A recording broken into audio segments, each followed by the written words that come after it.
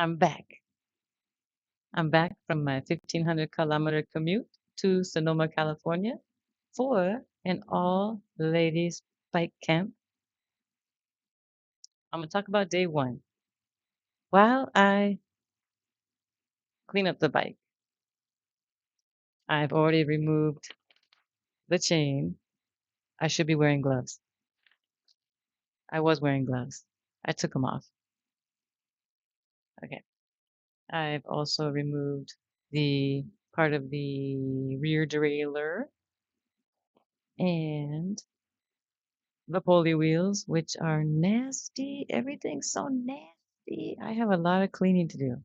But I'm going to talk about day one. I clock out real soon, about a half an hour. Then I'm gonna head towards the ferry to the peninsula and then head south. I should be to the ferry by about 8 p.m. I say day one, but I had left after work on a Tuesday. I clocked out at 5:30 p.m. and I headed towards the ferry terminal.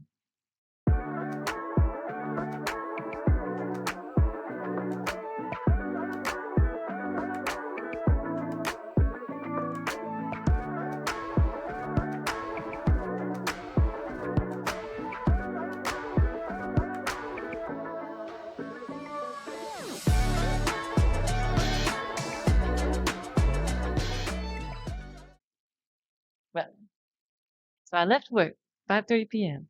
Got to the ferry at 7:40. Got on the ferry and it was quiet. Apparently no one takes the ferry in the evening. And I got to Kingston at about 8 p.m. It's the Hood Canal Bridge at night. I've never been here at night. It's creepy.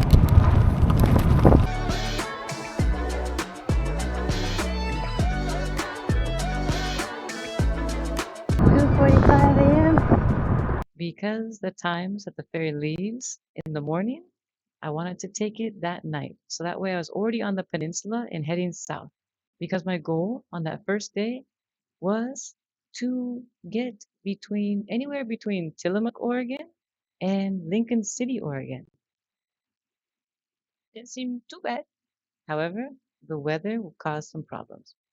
There's that little store that I took refuge in last time when it started raining. But I'm already soaked, so no use now.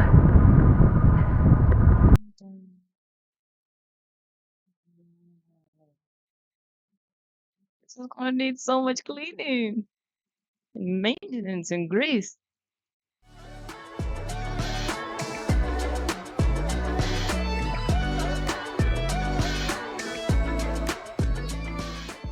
However, I was lucky because rain was predicted to start uh, when I was on the ferry that evening, but it didn't start until I was nearly 70 miles through, and then it's just started monsooning. I was in the Olympic National Forest on Highway 101 as it heads south along the Puget Sound. This is before I head west and connect back on to Highway 101 along the coast. But it was cold and it was wet. Again, I am the worst Western Washington native. I don't have fenders. I don't have rain gear. I'm 45 years old and I still haven't learned.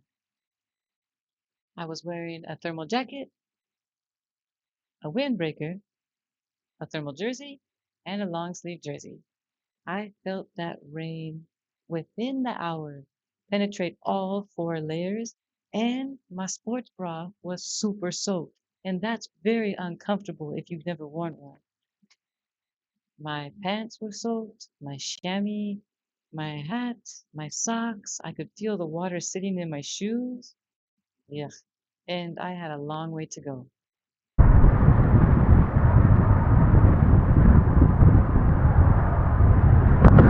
Before getting on 107, I stopped at a mini mart that I always stop at in that area. It's the same lady that works there, and she's great. it's always been the same lady every time I go there. I'm not sure that she takes days off, but she's really awesome. I got my favorite stuff while I was there. I got a frappuccino, I got some Gatorade, got some more coffee, and of course, a bottle of water to drink, refill my hydration pack, and brush my teeth. Okay, I'm not sure what time it is. Maybe 5 a.m. Pit stop at a mini mart. Got myself some snacks, some danishes, got a frappuccino, got a water here, but it's really cold, so I don't want to drink it because I'm freezing. It's been raining, it's been windy. It's, ugh, my feet feel so gross. But I'm gonna hit the road and then head on Highway 107 to Highway 101 South. All right, bye.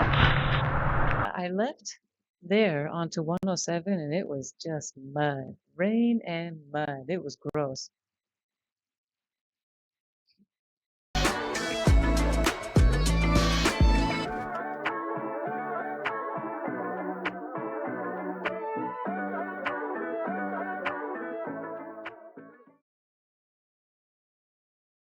By the time I hit Raymond, the rain was so bad. It was, there was so much traffic spitting water at me, my tires spitting water at me. Again, I suck and have no fenders. My eyes were just getting gunk in them. I can feel the grit. My pockets were filling up with this mud and water and grease from the roads. It was gross. This is pretty awful. It's been raining nonstop since 10 p.m. It's 6:30 a.m. now. I'm covered in mud.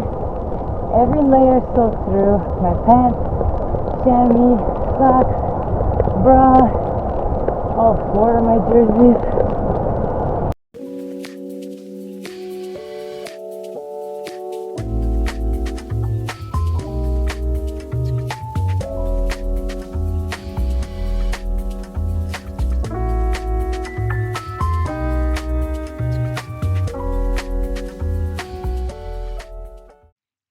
And I thought I could push through it because I thought, oh, the rain's going to stop. It can't possibly last this long. There has to be a break in it. But it didn't stop. And I was in Raymond and I should have stopped in Raymond. I should have stopped at a fast food joint or a warm place to eat and a bathroom to change or at least warm up. But I didn't. And by the time I got to South Bend, I was feeling hypothermic. I couldn't even control my bike. And I knew there was a public restroom there, and that's where I stopped. Hello, and welcome to my new temporary home. I am currently naked under my puffy jacket, but nobody here knows that. I'll switch my phone around. Here we have the lovely front door with the monsoon outside. Yes, I don't know if the camera can zoom in here. Oh, okay. What? Yes, very nice. My coat, my other coat, my buff, my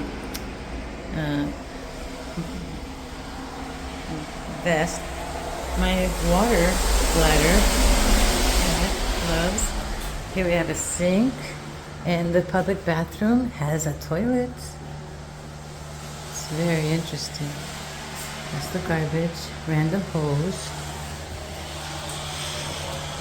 Okay, see you guys in a few days.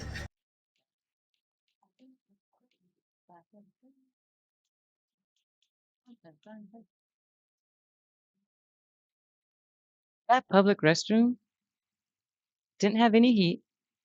The hand dryer wasn't heated. There was no paper towels. The water barely worked, and there was two stalls, but one roll of toilet paper between the both of them. It's okay.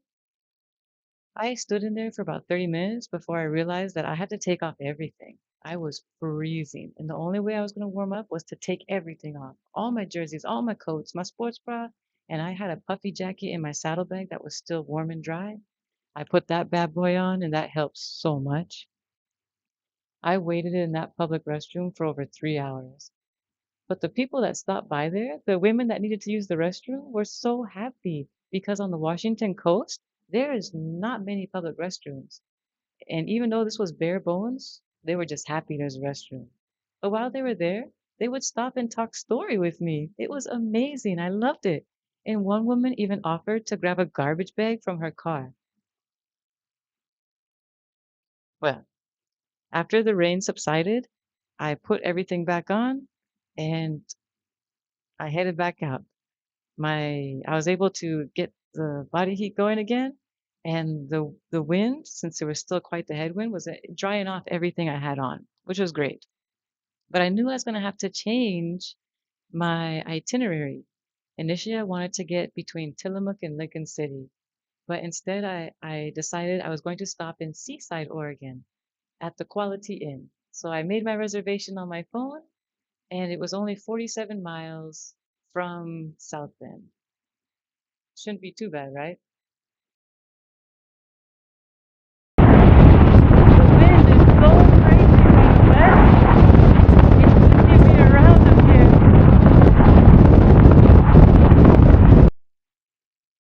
The coolest thing happened. I don't know how many of you have ridden on the Astoria Bridge, but there's a very narrow shoulder and it's a very busy bridge.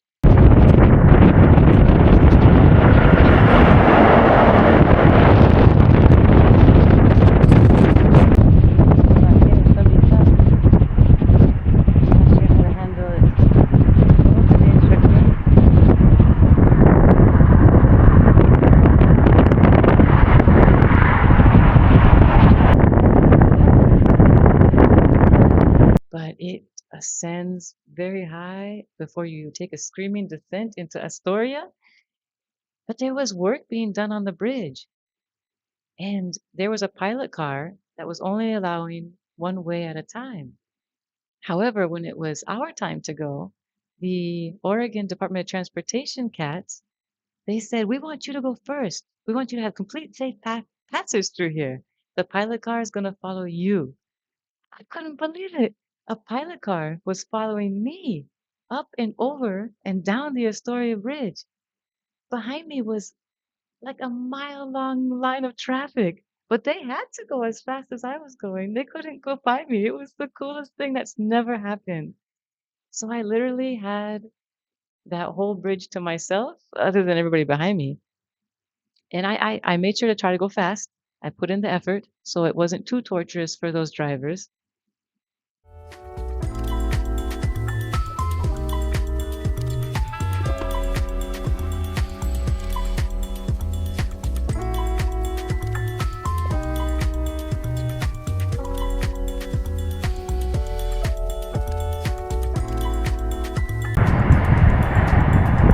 Oh my gosh. Oh my gosh.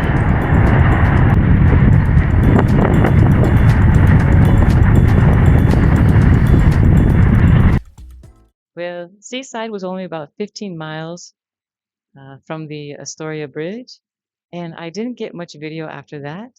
I was in a bad way. I was just hungry and cold and wet, and I forgot to document everything else.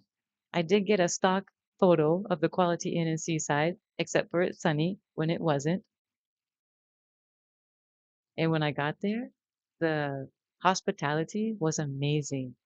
I have never experienced such kind people. And it ended up being the cheapest hotel on this whole trip. It was $75 for that night. Ah, that's really good for that part of Oregon. Yeah, I ordered some pizza. I was able to shower, and the hotel had everything I needed to get me back on the road. I would end up leaving the hotel at 2 a.m. the next morning and heading to my next overnight destination, which was Coos Bay, North Bend, Coos Bay. Yeah. So that's day one. It was wet, windy, and crazy, but great experience. It was just over 10,000 feet of climbing, and the total mileage was about 240 miles. It was a long day because of the wind and the rain, and my layover in the public bathroom. But what you gonna do?